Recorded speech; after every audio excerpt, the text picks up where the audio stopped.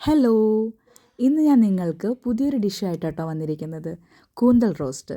ദേ ഇപ്പോൾ ഒഴിച്ച ഇത്രയും ഓയിൽ മാത്രമേ നമ്മൾ ഈ ഡിഷിനായിട്ട് യൂസ് ചെയ്യുന്നുള്ളൂ. അപ്പം ഞാൻ വെളുത്തുള്ളിയും ഇഞ്ചിയൊക്കെ ഈ ഒരു കുറച്ച് എണ്ണയിൽ വഴറ്റുകയാണ്. ആ നേരം നമ്മുടെ സവാളയും തക്കാളിയും ഞാൻ എളുപ്പ രീതിയിൽ എണ്ണയില്ലാതെ വഴറ്റിയെടുക്കുകയാണ് കേട്ടോ.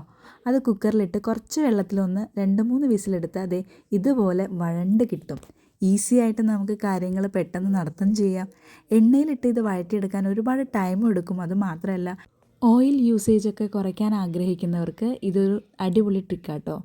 അപ്പം നമ്മൾ ഇതിൽ കുറച്ച് മല്ലിപ്പൊടി, കുറച്ച് മുളക് പൊടി, ഇതിൽ എരിവുള്ള മുളക് പൊടി ആയതുകൊണ്ട് ഞാൻ കുറച്ച് എടുത്തിട്ടുള്ളൂ. പിന്നെ കുറച്ച് മഞ്ഞൾപ്പൊടിയും പിന്നെ കാശ്മീരി ചില്ലി ഞാനൊരു 2 സ്പൂൺ ചേർക്കുന്നുണ്ട് കേട്ടോ. പിന്നെ ഒരു ഇത്തിരി ഗരം മസാലയും ചേർത്ത് ഇത് നല്ലപോലെ മിക്സ് ചെയ്യുന്നുണ്ട് കേട്ടോ.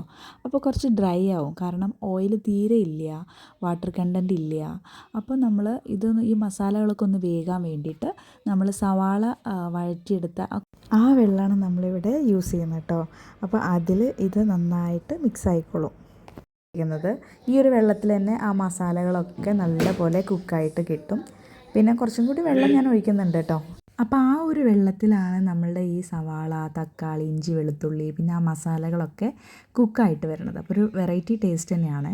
പിന്നെ നമ്മളുടെ കൂന്തൽ ഓൾറെഡി ഇവിടെ വേവിച്ച് വെച്ചിട്ടുണ്ട്. കുക്കറിൽ ഞാനൊരു 2 വിസിലെടുത്ത് ഇത് വേവിച്ചിട്ടുണ്ടായിരുന്നു. വേവിക്കുന്ന സമയത്ത് നിങ്ങൾക്ക് മഞ്ഞൾപ്പൊടി ഇടാം കേട്ടോ. ഞാൻ ഇതിലൊരു മിസ്റ്റേക്ക് ചെയ്തു, മഞ്ഞൾപ്പൊടി ഇടാൻ മറന്നുപോയി. അതുകൊണ്ട് തന്നെ ഇതിന് ഇച്ചിരി കളറ് കുറവാകുമെന്നുള്ളത് എനിക്കൊരു ഡൗട്ട് ഉണ്ടായിരുന്നു. ഉപ്പിട്ടിട്ടായിരുന്നു ഞാനത് വേവിച്ച്. അത് നല്ലപോലെ ഇതിൽ മിക്സ് ചെയ്തു. അത് വേവിച്ച അതിൻ്റെ ബാലൻസ് ഉണ്ടായ കുറച്ച് സ്റ്റോക്കും ഞാനിതിൽ ഒഴിച്ചു മിക്സ് ചെയ്തു.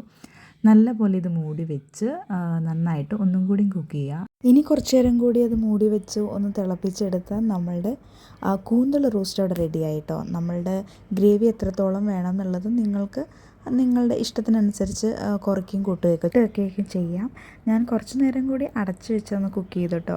അറ്റ് ലാസ്റ്റ് ഞാൻ ഈ ഒരു കൺസിസ്റ്റൻസിയിലാണ് ഇത് കുക്ക് ചെയ്തെടുത്തത്. കുറച്ച് മല്ലിച്ചപ്പും കൂടി ഇട്ട് ഞാനൊന്നും കൂടി മിക്സ് ചെയ്തെടുത്തു. ആ മഞ്ഞൾപ്പൊടിയുടെ കുറച്ച് കുറവ് അതിൽ കാണുന്നുണ്ട്, കാരണം നമ്മുടെ കൂന്തലൊക്കെ കുറച്ച് വൈറ്റായിട്ട് ഇരിക്കുന്നുണ്ട് കേട്ടോ. ഞാൻ ചിലപ്പോഴൊക്കെ ഇങ്ങനെ എന്തെങ്കിലുമൊക്കെ മറക്കും കേട്ടോ.